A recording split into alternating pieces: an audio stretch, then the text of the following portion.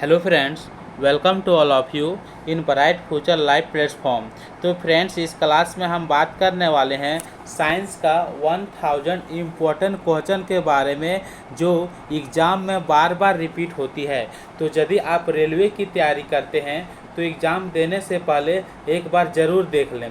यदि आप 20 में से 20 नंबर पक्का लाना चाहते हैं तो पहला क्वेश्चन क्या है, डैश की एसआई इकाई वोल्ट है। तो वोल्ट जो होती है सो किसकी एसआई यूनिट्स है। तो विभवांतर का एसआई यूनिट जो होती है सो वोल्ट होती है। तो विभवांतर ऑप्शन में नहीं दिया गया है तो ऑप्शन नंबर डी यहाँ पे बिल्कुल सही होगा। तो अब हम लोग थोड़ा डिस्कस करते हैं ऑप्शन पर। विभवांतर जो होती है वो किसे कहते हैं। तो किन्हीं दो बिंदुओं के बीच विभव को अंतर को क्या कहते हैं, विभवांतर कहते हैं। क्वेश्चन पूछ सकता है कि विभवांतर किसे कहते हैं। तो किन्हीं दो बिंदुओं के बीच जो विद्युत विभव का अंतर होती है उसी को विभवांतर कहते हैं। अर्थात कह सकते हैं कि एकांक आवेश को एक स्थान से दूसरे स्थान तक ले जाने में किया गया कार्य को विभवांतर कहते हैं। तो विभवांतर को किसे मापते हैं, तो वोल्ट मीटर से या विभव मापी से मापा जाता है विभवांतर को। और जो वोल्ट मीटर का जो एसआई मात्रक जो होती है वो क्या होती है, वोल्ट होती है। तो वोल्ट मीटर क्या विभवमापी से मापा जाता है, विभवांतर का एसआई मात्रक क्या होती है, वोल्ट होती है। इसका मापन जो होती है किसके नियम पर आधारित होती है, तो वोल्ट मीटर का जो विभवांतर का जो मापन होता है सो ओम के नियम पर आधारित होता है। तो क्वेश्चन क्या क्या पूछ सकता है कि विभवांतर किसे कहते हैं और विभवांतर का एसआई यूनिट्स क्या होती है। तो विभवांतर का एसआई यूनिट्स वोल्ट होती है। और विद्युत यानी कि दो बिंदुओं के बीच विद्युत विभव के अंतर को विभवांतर कहते हैं। तो एकांक आवेश को एक स्थान से दूसरे स्थान तक ले जाने में किया गया कार्य को ही विभवांतर कहते हैं। विभवांतर का एसआई मात्रक जो होती है सो वोल्ट होती है। और यह किस मापन, इसका मापन जो होती है सो ओम के नियम से किया जाता है। अगला क्वेश्चन पूछा जाता है त्वरण की एसआई यूनिट्स क्या होती है।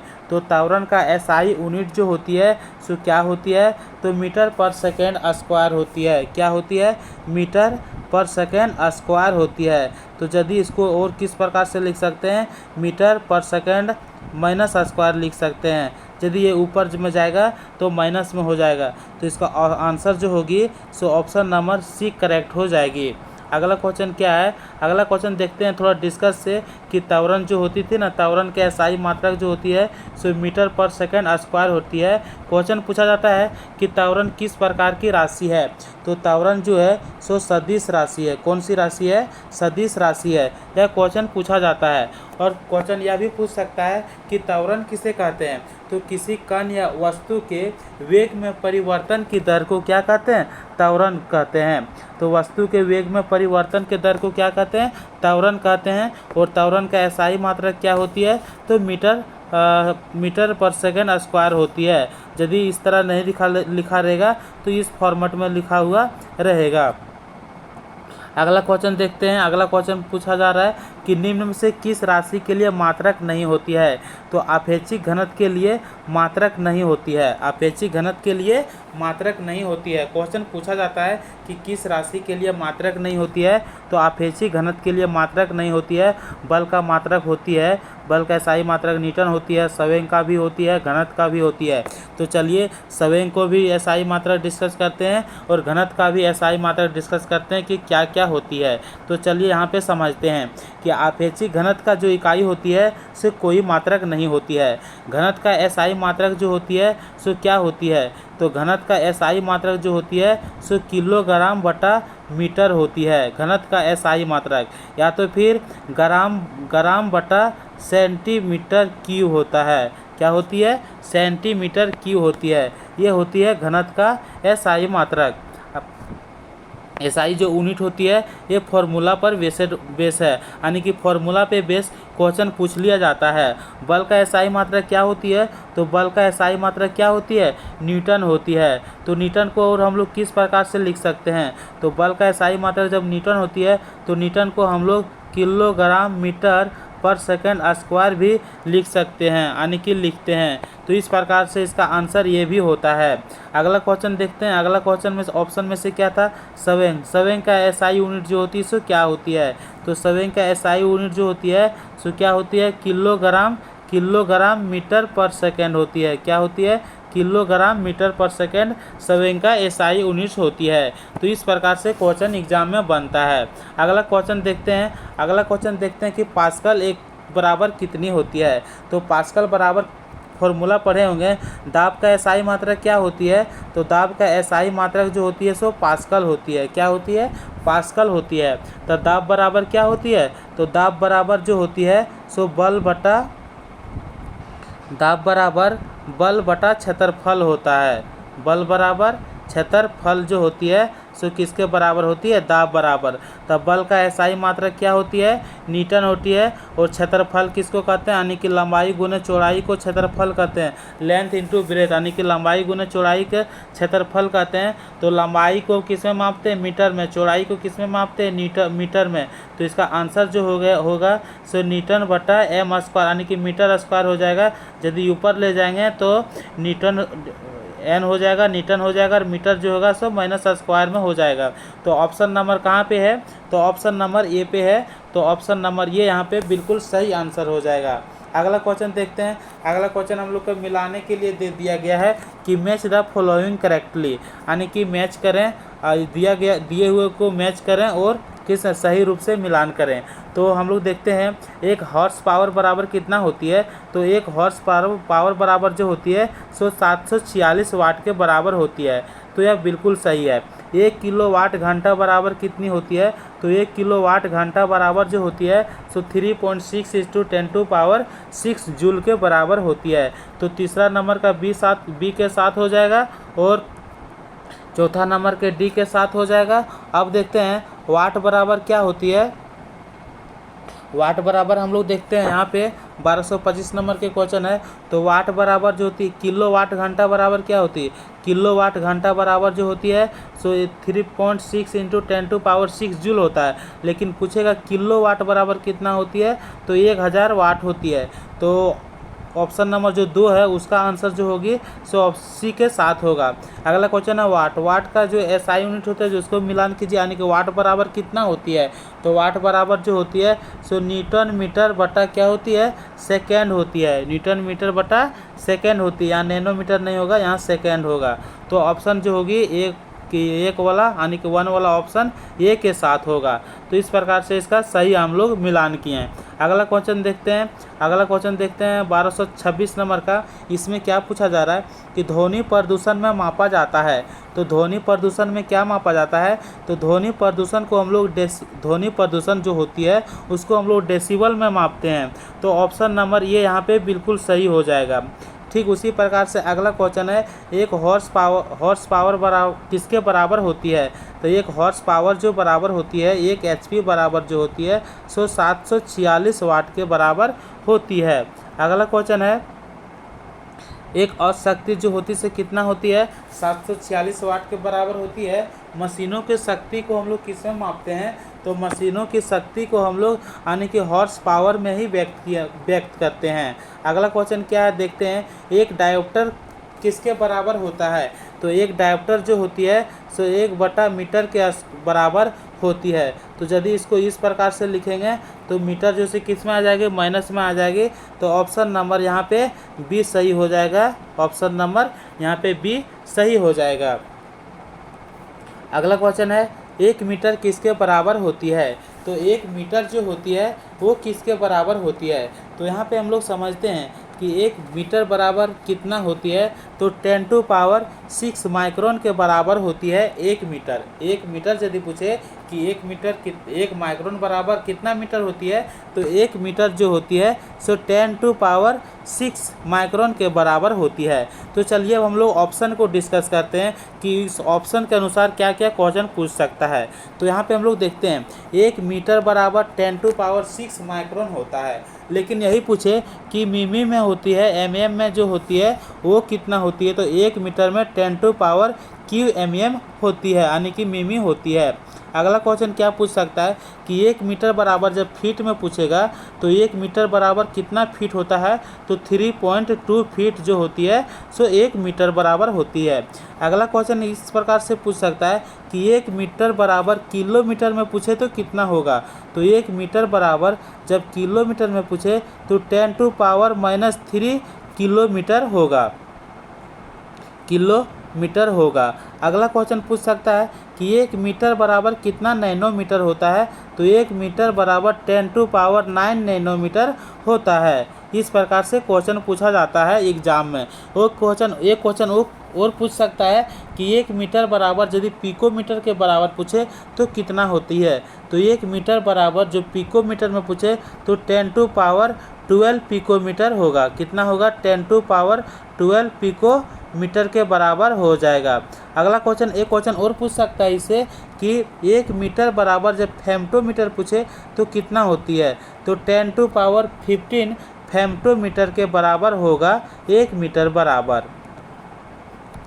अब हम लोग बढ़ते हैं अगला क्वेश्चन की ओर। अगला क्वेश्चन क्या बोला रहा है, अगला क्वेश्चन पूछ रहा है कि 1 पिकोमीटर के बराबर होती है। तो अभी हम लोग डिस्कस क्या किए कि 1 पिकोमीटर बराबर 10⁻12 मीटर होती है, तो ऑप्शन नंबर बी यहाँ पे बिल्कुल सही हो जाएगा। अगला क्वेश्चन क्या है, अगला क्वेश्चन देखते हैं। हम लोग 10 क्वेश्चन जो है फिजिक्स का कंप्लीट कर चुके हैं। 10 क्वेश्चन हम लोग फिजिक्स का कंप्लीट कर चुके हैं। अब हम लोग बढ़ते हैं केमिस्ट्री की ओर। किसके ओर बढ़ते हैं, केमिस्ट्री की ओर बढ़ते हैं। केमिस्ट्री को भी 10 क्वेश्चन रिवीजन करेंगे। उसके बाद बायोलॉजी की ओर बढ़ेंगे, बायोलॉजी का भी 10 क्वेश्चन रिवीजन करेंगे। जो टॉप क्वेश्चन है जो बार बार एग्जाम में रिपीट होता है, तो यदि वो सब क्वेश्चन रिपीट होता है तो उसका ऑप्शन भी रिपीट होने की चांस है, यानी कि ऑप्शन से जितना भी क्वेश्चन बनता है वो सब क्वेश्चन को रिपीट होने की चांस है।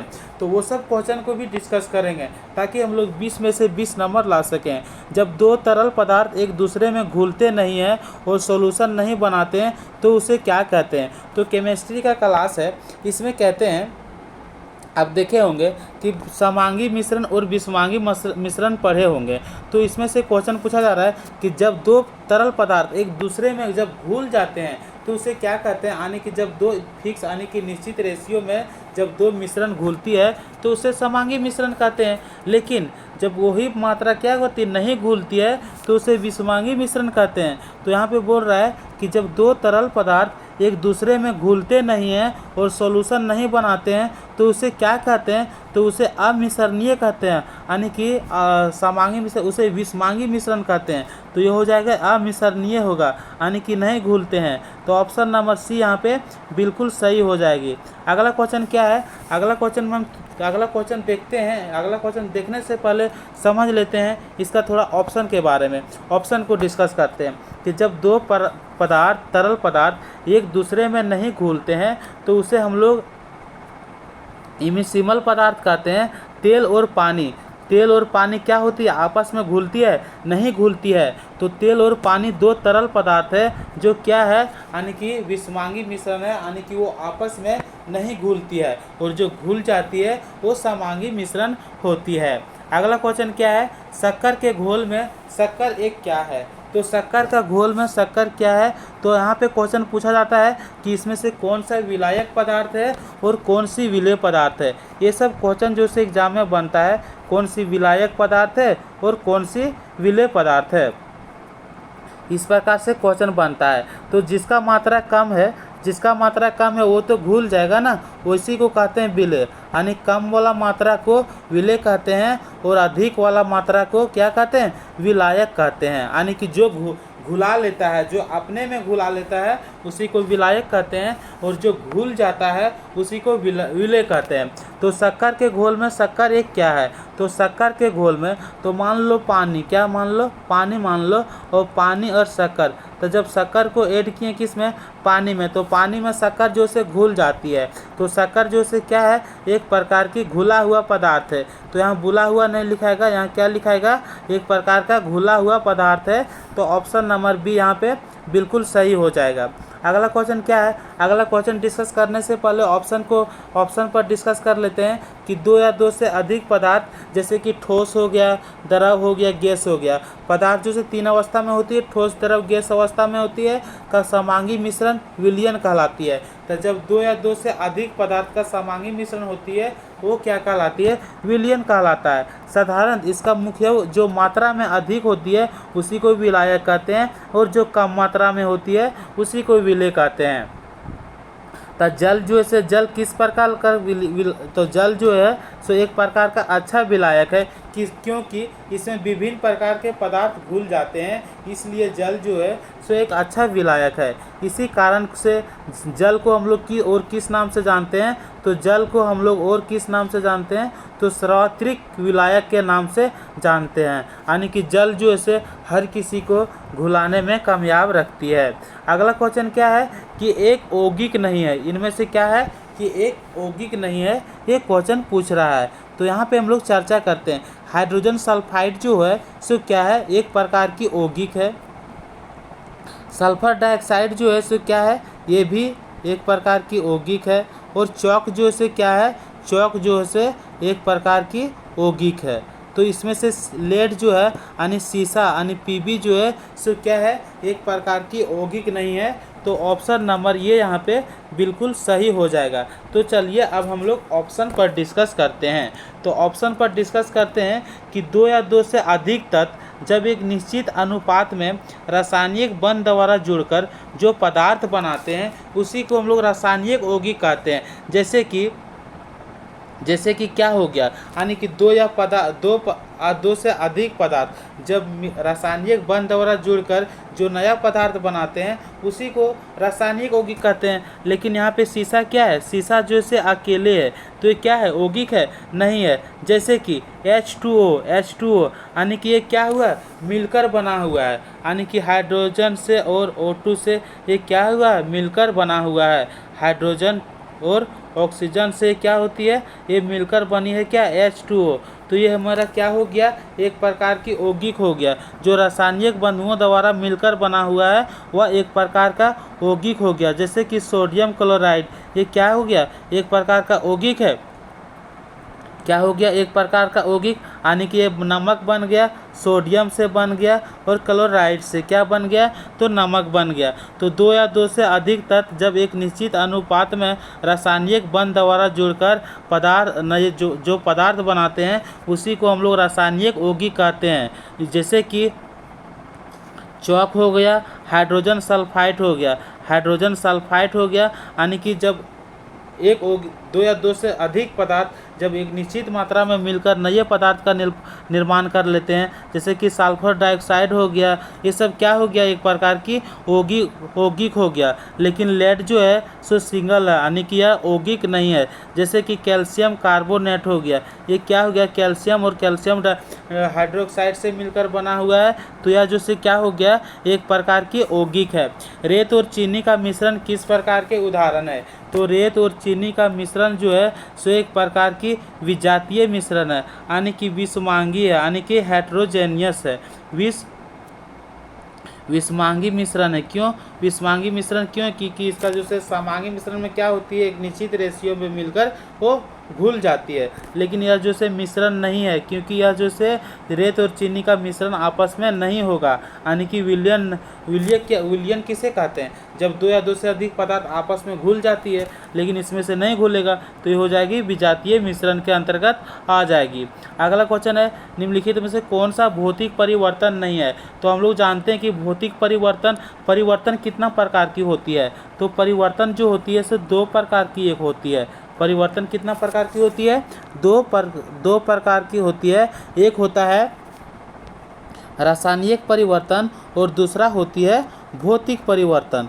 तो रासायनिक परिवर्तन में हम लोग क्या डिस्कस करते हैं और भौतिक परिवर्तन में हम लोग क्या डिस्कस करते हैं, तो थोड़ा हम लोग समझने की कोशिश करते हैं कि रासायनिक परिवर्तन वो होते हैं जो कि खोया हुआ चीज़ नहीं मिले, यानी कि एक बार यानी कि उसको जब दूसरा पदार्थ में कन्वर्ट हो जाता है तो वह नहीं मिलता है, तो वह रासायनिक पदार्थ हो जाता है। लेकिन भौतिक परिवर्तन में क्या होती है? यानी कि मिल जाना। भौतिक परिवर्तन में मिल जाना, इसमें यानी मिल जाता है और इसमें ना मिलना, तो शॉर्ट फॉर्म में याद रखना कि रासायनिक परिवर्तन मतलब होता है ना मिलना और भौतिक परिवर्तन मतलब होता है मिल जाना।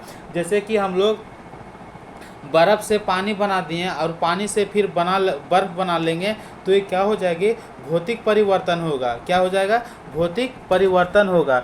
ठीक उसी प्रकार से जब दूध से हम लोग दही बना देंगे और दही से दूध बना पाएंगे, नहीं बना पाएंगे, तो वो हमारा हो जाएगी रासायनिक परिवर्तन। कौन सा परिवर्तन हो जाएगी, रासायनिक परिवर्तन हो जाएगा। और ये हमारा भौतिक परिवर्तन, यानी कि दूध से दही बनाना, दही खट्टा हो जाती है, फिर दही को हम लोग दूध नहीं बना सकते हैं, तो ये हमारा हो गया रासायनिक परिवर्तन। और जब हम लोग बर्फ़ से यानी कि आइस से जब हम लोग लिक्विड यानी पानी बना सकते हैं और पानी से फिर बर्फ़ बना सकते हैं, तो ये हमारा हो गया भौतिक परिवर्तन। तो इसमें से क्वेश्चन पूछ रहा है कि निम्नलिखित में से कौन सा भौतिक परिवर्तन नहीं है। तो भौतिक परिवर्तन नहीं है तो बात किस पर हो रही है, रासायनिक परिवर्तन। कि इनमें से कौन सा रासायनिक परिवर्तन है। तो ठोस को जब हम द्रव में पिघालेंगे तो बर्फ़ जो से क्या है, यानी कि आइस जो है सो क्या है, ठोस है। ठोस को जब हम वाटर में, ठोस से क्या बन जाती है, पानी बन जाती है, बर्फ़ से पानी बन जाती है, पानी से फिर बर्फ़ बन जाएगी। तो एक सौ किस प्रकार से परिवर्तन है, भौतिक परिवर्तन है। गैसों को द्रवों में द्रवीकरण, तो ये भी क्या है, ये भौतिक परिवर्तन है। गैस को द्रव यानी कि लिक्विड में चेंज करेंगे ना, तो गैस फिर उसमें उसको हम लोग फिर किसमें चेंज हो जाता है, गैस में चेंज हो जाता है। पदार्थों का किण्वन, यानी पदार्थ का किण्वन जो है यही एक प्रकार की रासायनिक परिवर्तन है। क्योंकि जो चीज़ किसी भी चीज़ में कन्वर्ट हो जाती है, खट्टा हो जाती है, फिर उसको आपस नहीं लाते हैं, तो पदार्थों का किण्वन ये होता है हमारा रासायनिक परिवर्तन। द्रवों का गैस में वाष्पीकरण ये हमारी हो गई भौतिक परिवर्तन। तो ऑप्शन नंबर सी यहाँ पे बिल्कुल सही हो जाएगा। अगला क्वेश्चन देखते हैं। अगला क्वेश्चन पे पढ़ने से पहले हम लोग डिस्कस करते हैं ऑप्शन को कि पदार्थ का किण्वन जो होती है सो किस प्रकार की प्रक्रिया है। तो रासायनिक प्रक्रिया है, जैसे कि आप बताए थे दूध से दही का बनना, यानी कि दूध से जब दही बनता है, दही कैसा हो जाता है, खट्टा हो जाता है। और गन्ने के रस से सिरके का बनना, गन्ने के रस से सिरके के बनना, फिर सिरके से गन्ने का रस नहीं बन सकता है। ये क्या हो गया, रासायनिक परिवर्तन हो गया। तो अब हम लोग बढ़ते हैं अगला क्वेश्चन की ओर। अगला क्वेश्चन हुआ 1486 नंबर का। इनमें से देखते हैं तो कौन सा रासायनिक परिवर्तन नहीं है। तो रासायनिक परिवर्तन नहीं है, यानी बात किसके बारे में हो रही है, भौतिक परिवर्तन के बारे में हो रही है। तो भौतिक परिवर्तन इनमें से कौन सी है। तो देखते हैं, ईंधन का दहन, यानी कि जलाए हुए चीज़ को फिर वापस ला सकते हैं, नहीं ला सकते हैं, ये हमारा क्या हो गया, रासायनिक परिवर्तन हो गया। अम्लीकृत जल का विद्युत अपघटन, तो अम्लीकृत जल का जब विद्युत अपघटन करते हैं तो ये क्या हो जाती है, ये भौतिक परिवर्तन है। फिर इसे विद्युत अपघटन जो होती है फिर इसी से हो जाती है ना अम्लीकृत जल। तो अम्लीकृत जल का विद्युत अपघटन जो होती है वो किस प्रकार से होती है, भौतिक परिवर्तन के। तो ऑक्सीकरण जो होती है, लोहे में जंग लगना, लोहे में जंग लगना होती है, ये क्या होती है, रासायनिक परिवर्तन के कारण होती है। प्लेटिनियम तार का जलना, प्लेटिनियम तार का जब जल जाती है फिर उस फॉर्म में ला सकते हैं, नहीं ला सकते। जब लोहे में जंग लग जाएगा तो क्या फिर उसका जिस अवस्था में था उस अवस्था में आ जाएगा, तो नहीं आ जाएगा, नहीं आएगा। तो इस प्रकार से ये सब क्या है, रासायनिक परिवर्तन है। क्या है, रासायनिक परिवर्तन है। तो रासायनिक परिवर्तन और भौतिक परिवर्तन में आप लोग को दिक्कत नहीं होना चाहिए। भौतिक परिवर्तन मतलब जो मिल जाए और रासायनिक परिवर्तन मतलब जो ना मिले। अगला क्वेश्चन देखते हैं हम लोग। अगला क्वेश्चन जैसे कि है रासायनिक परिवर्तन, ऑप्शन पर डिस्कस कर रहे हैं कि जल का विद्युत अपघटन नहीं है, ईंधन का दहन जो से ऑक्सीकरण है। तो ये तो हम लोग डिस्कस कर चुके हैं, यानी कि छोटे से ट्रिक से याद रखे हैं। मिल गया तो भौतिक परिवर्तन, ना मिले तो रासायनिक परिवर्तन। इनमें से कौन सा रासायनिक परिवर्तन है। तो यहाँ पे हम लोग डिस्कस करते हैं कि इनमें से कौन सा रासायनिक परिवर्तन है। तो मक्खन का खट्टा होना, बाप रे बाप, मिल गया, मक्खन का खट्टा होना, यही तो रासायनिक परिवर्तन है। पहले ऑप्शन में ही दे दिया गया है, तो ऑप्शन नंबर ये यहाँ पे बिल्कुल सही हो जाएगा। कार्बन डाइऑक्साइड से सूखी बर्फ बनना, तो कार्बन डाइऑक्साइड जो होती है इससे सूखी बर्फ बनना, तो सूखी जब बर्फ बनती फिर से उससे तो कार्बन डाइऑक्साइड ये फॉर्मेट में आ सकती है ना, तो ये क्या हो जाएगी, भौतिक परिवर्तन हो जाएगा। एक प्लेटिनियम तार का गर्म होना, तो गर्म हो गया तो क्या होगा, गर्म हो गया तो फिर वो उस रूप में आ जाएगा, जल तो नहीं गया ना, जल जाता तो चलिए वो रूप में नहीं आता। यहाँ पे क्या पूछ रहा है, गर्म होना, तो गर्म होना तो फिर वो रूप में आ जाएगा, तो यह भी एक भौतिक परिवर्तन हो गया। लोहे का चुंबकीयकरण, तो लोहे का चुंबकीयकरण जो होती है वो तो उसे गुण पे बनाए, गुण उसे गुण पे बनाते हैं, यानी कि लोहे को चुंबकीयकरण बनाती है, चुंबकीयकरण से चुंबक तब निकाल लेंगे फिर लोहा बन जाएगा। तो इसमें से कहाँ पे दिक्कत हो रहा है, तो इस प्रकार से ये भी भौतिक परिवर्तन है। तो ऑप्शन नंबर इसका जो आंसर होगा सो option number A is correct answer. अगला क्वेश्चन है, अगला क्वेश्चन देखते हैं। तो अगला क्वेश्चन पर जाने से पहले डिस्कस कर लेते हैं ऑप्शन के बारे में कि लोहे में जंग लगना क्या है, एक प्रकार की लोहे में जंग लगना क्या है, एक प्रकार की रासायनिक अभिक्रिया है या भौतिक अभिक्रिया है। तो अभी हम लोग क्या समझें कि लोहे में जब जंग लग जाता है तो कौन सी अभिक्रिया होती है। यहाँ पे हम लोग समझते हैं कि वे परिवर्तन जैसे कि जो मिल जाता है उसे हम लोग भौतिक परिवर्तन कहते हैं, जो ना मिलता है उसे हम लोग रासायनिक परिवर्तन कहते हैं। तो वे परिवर्तन जिनमें नए पदार्थ बनते हैं, क्या बनते हैं, नए पदार्थ बनते हैं, वो रासायनिक परिवर्तन कहलाता है। तो बिल्कुल सही बता रहा है कि जो वे परिवर्तन से यानी परिवर्तन के कारण से नए पदार्थ बन जाती है वह रासायनिक परिवर्तन कहलाता है। लेकिन इसमें शर्त क्या होती है, दूध से दही बन गया तो फिर वो दही से दूध नहीं बन सकता है। तो इसीलिए यह प्रक्रिया जो से किस प्रकार से है, अनुत्क्रमणीय प्रक्रिया है। रासायनिक परिवर्तन के बाद पदार्थ वापस उसी मूल पदार्थ में परिवर्तित नहीं होती हैं, यानी रासायनिक परिवर्तन जब होती है तो पदार्थ जैसे दूध से दही बन गया तो दही से दूध फिर नहीं बन सकता है। इसका उदाहरण जो है सो कौन कौन सा है, देखें, मक्खन का खट्टा होना, क्या होना, मक्खन का खट्टा होना, ये क्या हो गया, रासायनिक परिवर्तन के अंतर्गत आता है। कागज का जलना, तो कागज को जब हम जला दिए तो किस प्रक्रिया है, यानी कि रासायनिक परिवर्तन पर आधारित है। ठीक उसी प्रकार से लोहे में जंग लगना, तो लोहे में जंग लगना किस प्रकार से प्रक्रिया करती है, तो लोहे में जंग लगना ये भी तो रासायनिक परिवर्तन है ना। कौन सी परिवर्तन है, रासायनिक परिवर्तन है। तो किसी को भी दिक्कत नहीं होना चाहिए। अब हम लोग बढ़ते हैं नेक्स्ट क्वेश्चन की ओर। लोहे में जंग लगना इनमें से किसका समान उदाहरण है। तो चलिए अभी डिस्कस कर चुके थे और सामने क्वेश्चन भी आ गया कि लोहे में जंग लगना किसका समान उदाहरण है, तो भौतिक परिवर्तन है, रासायनिक परिवर्तन। तो सभी जानते हैं कि यह जो से रासायनिक परिवर्तन है। तो ऑप्शन नंबर डी इसका सही आंसर हो जाएगा। अगला क्वेश्चन देखते हैं, कौन सा नियम कहता है कि रासायनिक अभिक्रिया में द्रव्यमान को ना तो उत्पन्न किया जा सकता है और ना ही नष्ट किया जा सकता है। कौन सा नियम कहता है, तो ये नियम जो है सो द्रव्यमान संरक्षण का नियम कहता है। कौन नियम कहता है, द्रव्यमान संरक्षण का नियम कहता है कि रासायनिक अभिक्रिया में द्रव्यमान को ना तो उत्पन्न किया जा सकता है और ना ही नष्ट किया जा सकता है। द्रव्यमान संरक्षण का नियम ये शब्द बताती है। अगला क्वेश्चन क्या है, अगला क्वेश्चन देखते हैं। अगला क्वेश्चन में जाने से पहले डिस्कस कर लेते हैं कि द्रव्यमान संरक्षण जो दिया था कौन दिया था। तो द्रव्यमान संरक्षण का नियम प्रतिपादन जो किया था वो किस वैज्ञानिक का नाम क्या था, तो वैज्ञानिक का नाम जो था सो एंटोनी लोवेजियर था। क्या था, एंटोनी लोवेजियर ने द्रव्यमान संरक्षण का सिद्धांत यानी कि प्रतिपादन किया था। और द्रव्यमान संरक्षण के नियम के अनुसार किसी भी रासायनिक अभिक्रिया में द्रव को ना तो उत्पन्न किया जा सकता है और ना ही नष्ट किया जा सकता है। अर्थात रासायनिक अभिक्रिया में उत्पादों का द्रव्यमान और अभिकारकों का द्रव्यमान के बराबर होता है। अगला क्वेश्चन देखते हैं, संतुलित रासायनिक समीकरण डैश के अनुरूप होते हैं। तो संतुलित रासायनिक समीकरण जो होती है सो किसके डैश के अनुरूप होती है, तो द्रव्यमान संरक्षण के अनुरूप होती है। तो ऑप्शन नंबर जो होगा सो ए के साथ सही आंसर हो जाएगा।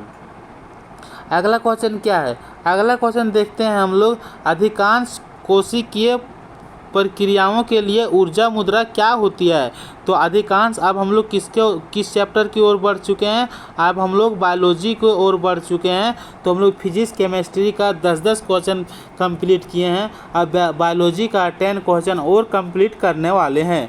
तो अधिकांश कोशिकीय जो होती है, अधिकांश कोशिकीय प्रक्रियाओं के लिए ऊर्जा मुद्रा क्या होती है? तो अधिकांश कोशिकीय प्रक्रियाओं के लिए ऊर्जा मुद्रा जो होती है वो क्या होती है? एटीपी होती है। क्या होती है? एटीपी होती है। तो चलिए अब हम लोग समझते हैं कि एटीपी जो है सो क्या है। तो एटीपी जो है सो एक प्रकार की ऊर्जा होती है। क्वेश्चन पूछा जाता है एग्जाम में कि एटीपी का फुल फॉर्म क्या होती है? तो एटीपी का फुल फॉर्म जो होती है सो एडिनोसिन ट्राइफॉस्फेट होती है। एडिनोसिन ट्राइफॉस्फेट होती है। ये क्वेश्चन पूछा जाता है। तो यहाँ पे हम लोग डिस्कस करते हैं कि एटीपी जो है एक जटिल कार्बनिक रसायन है। एटीपी जो है सो क्या है? तो एक प्रकार की जटिल कार्बनिक रसायन है। यह जीवित कोशिकाओं आदि में पाया जाता है। किसमें पाया जाता है? जीवित कोशिकाओं आदि में पाया जाता है। जो यह जीवित कोशिकाओं में कई प्रकार की अलग अलग प्रक्रिया के चलने के लिए ऊर्जा आदि प्रदान करती है। तो जीवित कोशिकाओं में यानी कि ऊर्जा प्रदान किसमें कौन करती है? तो एटीपी करती है। और जैसे कि आवेग हो गया, प्रसार हो गया, मांसपेशियां, यानी कि जो किसी भी चीज़ के लिए ऊर्जा की ज़रूरत पड़ती है तो कौन प्रदान करती है? तो एटीपी प्रदान करती है। अगला क्वेश्चन है, किस कोशिकांग को कोशिका की आत्महत्या की थैली के रूप में जाना जाता है? तो कोशिका के आत्महत्या की थैली के रूप में जो जानी जाती है सो लाइसोसोम को जानी जाती है। क्वेश्चन पूछ सकता है कि माइटोकॉन्ड्रिया को क्या कहते हैं? तो इसे पावर हाउस कहते हैं। क्या कहते हैं? कोशिका का पावर हाउस कहते हैं। अगला क्वेश्चन क्या है? लाइसोसोम से क्वेश्चन क्या क्या बन सकता है? चलिए देखते हैं। तो लाइसोसोम से क्वेश्चन बन सकता है कि इसे आत्महत्या की थैली के रूप में जाना जाता है क्योंकि हाइड्रोलिटिक एंजाइम किसमें पाई जाती है? तो हाइड्रोलिटिक एंजाइम जो पाई जाती है सो लाइसोसोम में पाई जाती है। लाइसोसोम का पीएच वैल्यू जो होती है यानी कि पीएच मान जो होती है सो कितनी होती है? तो पीएच मान 4.5 होती है। 4.5 से 5 होती है। तो आप लोग को पहले बताए थे कि अम्लीय कब होती है और क्षारीय कब होती है, उदासीन कब होती है। तो यहाँ पे जो पीएच स्केल जो होती है तो पीएच स्केल से हम लोग मापते हैं। तो जब 7 से अधिक हो, क्या हो? 7 से अधिक हो तो वह अम्लीय हो जाती है। 7 से अधिक हो तो वह क्षारीय हो जाती है। किसी भी पदार्थ का पीएच वैल्यू जब 7 से अधिक हो तो वह क्षारीय हो जाती है, लेकिन जब 7 से कम हो, कितना हो? 7 से कम हो तो वह अम्लीय हो जाती है। अगला क्वेश्चन पूछ सकता है कि जब किसी भी पदार्थ का पीएच वैल्यू 7 हो तो वह किस प्रकार की होती है? तो जब 7 होती है तो वह उदासीन होती है। क्या होती है? उदासीन होती है। क्वेश्चन इस प्रकार से एग्जाम में बनता है। अगला क्वेश्चन देखते हैं, कोशिका में 6 कार्बन वाले अणु, ग्लूकोज के 3 कार्बन वाले अणु, पाइरूवेट में विखंडन की प्रक्रिया कहाँ पर होती है? तो कोशिका में 6 कार्बन वाले अणु जो होती है, ग्लूकोज के 3 कार्बन वाले अणु, पाइरूवेट में विखंडन की प्रक्रिया जो होती है सो कहाँ पे होती है? तो माइटोकॉन्ड्रिया में ही होती है। माइटोकॉन्ड्रिया में होती है और कोशिका द्रव में होती है। तो माइटोकॉन्ड्रिया में नहीं होती है, कोशिका द्रव में होती है। कहाँ पे होती है? कोशिका द्रव में होती है। तो ऑप्शन नंबर ये यहाँ पे बिल्कुल सही हो जाएगा। तो चलिए हम लोग डिस्कस करते हैं ऑप्शन को। कोशिका में 6 कार्बन अणु, ग्लूकोज के 3 कार्बन वाले अणु, पाइरूवेट में विखंडन की प्रक्रिया जो होती है सो कोशिका द्रव में होती है। कोशिका द्रव जो होती है एक जेली जैसा पदार्थ है। क्वेश्चन पूछ सकता है कि कोशिका द्रव जो से किस प्रकार की पदार्थ है? तो कोशिका द्रव जो है सो एक जेली जैसा पदार्थ है जो कोशिका झिल्ली एवं केंद्रक के बीच में पाया जाता है। तो कोशिका झिल्ली एवं केंद्रक के बीच में क्या पाई जाती है? तो कोशिका द्रव पाई जाती है। कोशिका के अन अथवा कोशिकांग जो होती है कोशिका द्रव में ही पाई जाती है। जैसे माइटोकॉन्ड्रिया हो गया, गोल्जी काय हो गया, राइबोसोम हो गया। तो क्वेश्चन पूछ सकता है कि कोशिका के अन अथवा कोशिकांग जो है कोशिका द्रव में ही पाया जाता है। तो माइटोकॉन्ड्रिया कहाँ पे पाई जाती है? कोशिका द्रव में ही पाई जाती है।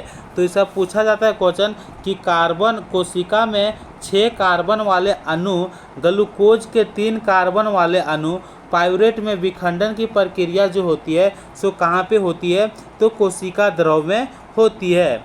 अगला क्वेश्चन है 1844 नंबर की, प्रोकैरियोटिक राइबोसोम की उप इकाई संरचना क्या होती है। तो प्रोकैरियोटिक राइबोसोम की उप इकाई संरचना जो होती है वो क्या होती है, तो 50S होती है, 50S और 30S होती है, या क्या होती है, तो 50S और 30S होती है। तो ऑप्शन नंबर सी यहाँ पे बिल्कुल सही हो जाएगी। प्रोकैरियोटिक राइबोसोम कोशिका की जीवद्रव्य जो होती है सो जीवद्रव्य झिल्ली से जुड़े होते हैं। प्रोकैरियोटिक राइबोसोम की कोशिका के प्रोकैरियोटिक राइबोसोम कोशिका के जीवद्रव्य से झिल्ली से जुड़ा होती है, 15 से 20 नैनोमीटर आकार की होती है। तो क्वेश्चन पूछा जाएगा कि प्रोकैरियोटिक राइबोसोम कोशिका की जो होती है जीवद्रव्य राइबोसोम कोशिका की जीवद्रव्य के झिल्ली से जुड़ी होती है, और राइबोसोम की यदि आकार पूछे तो 15 से 20 नैनोमीटर की आकार की होती है। दो इसका उप इकाई होती है, क्या क्या होती है, तो इसका उप इकाई जो होती है सो 50S होती है और 30S से बनी होती है। किससे होती है, 50S से होती है और 30S से बनी होती है, लेकिन जो आपस में मिलकर कितना होती है, 70S प्रोकैरियोटिक राइबोसोम बनाते हैं। तो राइबोसोम के ऊपर प्रोटीन संश्लेषित होती है। तो क्वेश्चन पूछा जाता है कि राइबोसोम का ऊपर जो होती है सो क्या होती है, प्रोटीन संश्लेषित होती है। तो क्वेश्चन यहाँ पे क्या पूछा गया था कि प्रोकैरियोटिक राइबोसोम की उप इकाई संरचना में जो होती है सो क्या होती है, तो 50S और 30S होती है। कितना होती है, 50S और 30S होती है। अगला क्वेश्चन की ओर बढ़ते हैं। अगला क्वेश्चन देखते हैं क्या पूछ रहा है। अगला क्वेश्चन पूछ रहा है कि प्रोकैरियोटिक कोशिका की कुछ विशेषताओं का उल्लेख नीचे किया गया है, दिए गए विकल्पों में से गलत विकल्प का चयन करें। यानी कि प्रोकैरियोटिक कोशिका के बारे में नीचे दिया गया है और उसके बारे में जो गलत दिया गया है उसको आप चयन करें। तो हम लोग समझते हैं प्रोकैरियोटिक कोशिका जो होती है वो अत्यधिक छोटा आकार की होती है, और गुणसूत्र जो होती है सो कैसा होती है, तो गुणसूत्र जो होती है सो एकल गुणसूत्र होती है, और इसका नाभिकीय क्षेत्र जो होती है सो क्या कहलाती है, केंद्रकाव कहलाती है। तो option number B C D, option number B C D ये तीनों सही हो जाएगा, और ऑप्शन नंबर ये यहाँ पे बिल्कुल गलत हो जाएगा। तो ऑप्शन नंबर ए के साथ इसका सही आंसर हो जाएगा। जब एटीपी में टर्मिनल फास्फोड लिंकेज को जल के उपयोग द्वारा तोड़ा जाता है तो कितनी ऊर्जा मुक्त होती है। तो जब एटीपी में टर्मिनल फास्फोड लिंकेज को जल के उपयोग द्वारा तोड़ा जाता है तो उस समय कितना ऊर्जा मुक्त होती है, तो उस समय 30.5 कैलोरी मोल ऊर्जा जो होती है सो मुक्त होती है। तो ऑप्शन नंबर सी यहाँ पे बिल्कुल सही हो जाएगा। अगला क्वेश्चन देखते हैं 1847 नंबर का है, जिससे हम लोग देखते हैं कि लाइसोसोम को किस नाम से जानते हैं, माइटोकॉन्ड्रिया को किस नाम से जानते हैं और डीएनए को किस नाम से जानते हैं। तो लाइसोसोम को हम लोग आत्म हत्या की थैली के नाम से जानते हैं, माइटोकॉन्ड्रिया को पावर हाउस के नाम से जानते हैं, और डीएनए को गुणसूत्र के नाम से जानते हैं। तो इस प्रकार से इसका मिलान सही है। कोशिका फंक्शन क्रियाओं का नियंत्रण कौन करता है, तो कोशिका फंक्शन क्रियाओं का नियंत्रण जो करती है वो कौन करती है, तो केंद्रक करती है। कौन करती है, केंद्रक करती है। कोशिका फंक्शन केंद्रित करती है। कोशिका जो होती है ना, केंद्रक में कोशिका के अधिकांश आनुवंशिक पदार्थ होते हैं। सूत्री विभाजन के चरण का नाम बताइए जिसके दौरान विभाजित सेल के गुणसूत्र मध्य रेखा पर स्थित होती है। तो सूत्री विभाजन के चरण का नाम बताइए, यानी कि सूत्री विभाजन के चरण का नाम बताइए जिसके दौरान विभाजित सेल के गुणसूत्र मध्य रेखा पर स्थित होती है। तो तो विभाजित सेल के गुणसूत्र जो मध्य रेखा पर होती है वो किस में होती है, तो मेटाफेज में होती है। तो ऑप्शन नंबर सी यहाँ पे बिल्कुल सही हो जाएगा। अगला क्वेश्चन यहाँ पे देखते हैं डिस्कस के साथ साथ कि सूत्री विभाजन मुख्यतः जो होती है सो किस कोशिका द्वारा होती है, तो जनन कोशिकाओं के अतिरिक्त सभी जीवित कायिक कोशिकाओं में होता है। तो क्वेश्चन पूछा जाता है कि जनन कोशिकाओं के अतिरिक्त सभी जीवित कायिक कोशिका में होती है, क्या होती है, सूत्री विभाजन होती है। सूत्री विभाजन प्रक्रिया के अंतर्गत मुख्यतः जो होती है एक कोशिकीय जीवधारुओं का जनन होता है एवं बहुकोशिकीय जीवधारियों में वृद्धि होती है। जीवधारियों में सूत्री विभाजन की प्रक्रिया निरंतर चलती रहती है। पौधे में सूत्री विभाजन मुख्यतः विभोजक कोशिकाओं में होता है। ये कोशिकाएं जो होती है सो जड़ और तने और शीर्ष पर स्थित रहती है। तो क्वेश्चन किस प्रकार से पूछा जाता है कि पौधे में सूत्री विभाजन जो मुख्यतः होती है वो किस प्रकार से होती है, तो सूत्री विभाजन मुख्यतः वो विभजयोतक कोशिकाओं में होती है। किस में होती है, विभजयोतक कोशिकाओं में होती है। क्वेश्चन पूछा जाएगा कि पादप में विभजयोतक कोशिका जो होती है कहाँ पे होती है, तो कोशिका के जड़, तो कोशिका के जड़ और तना के शीर्ष पर स्थित रहता है। अगला क्वेश्चन पूछ सकता है कि सूत्री विभाजन प्रक्रिया के मेटाफेज चरण के दौरान विभाजित कोशिका के गुणसूत्र मध्य रेखा पर स्थित होता है। यानी सूत्री विभाजन प्रक्रिया के मेटाफेज चरण के दौरान विभाजित कोशिका के गुणसूत्र जो होती है सो मध्य रेखा पर स्थित रहती है। तो अब हम लोग देखते हैं अगला क्वेश्चन क्या है। अगला क्वेश्चन है, ये क्वेश्चन जो से ग्रुप डी यानी कि आरआरबी जो ग्रुप डी का एग्ज़ाम हुआ था, एग्ज़ाम में इसी तरह क्वेश्चन पूछा रहा था कि फिगर दे रहा था और क्वेश्चन पूछ रहा था। तो इसमें से क्या पूछ रहा है कि निम्नांकित चित्र में दिखाई गई कोशिका पादप में कहाँ पाई जाती है। तो ये जो कोशिका जो दिखाई गई है ये पादप का कौन सी पार्ट में पाई जाती है, सो क्वेश्चन पूछ रहा है। तो चलिए हम लोग देखते हैं कि यह पादप में किस भाग का जगह पाए जाते हैं। सेल वाल को हम लोग क्या बोलते हैं, कोशिका भित्ति कहते हैं। सेल वाल को क्या कहते हैं, कोशिका भित्ति कहते हैं। साइटोप्लाज्म को कोशिका द्रव कहते हैं। न्यूक्लियस को केंद्रक कहते हैं और वैक्यूल्य को हम लोग रसधानी कहते हैं। तो अब हम लोग इसको देखते हैं कि यह पादप में कहाँ पाई जाती है। तो चलिए समझते हैं कि चित्र में दिखाई गई कोशिका जो होती है सो पादप के जड़ों में पाई जाती है। यानी कि यह कोशिका जो दिखाई गई है चित्र में एक क्या क्या है, यानी कोशिका भित्ति है, कोशिका द्रव हो गया और केंद्रक हो गया और रसधानी हो गया। तो ये कहाँ पाई जाती है, तो पादप के जड़ में पाई जाती है। यहाँ और बताता है कि पादप के जड़ों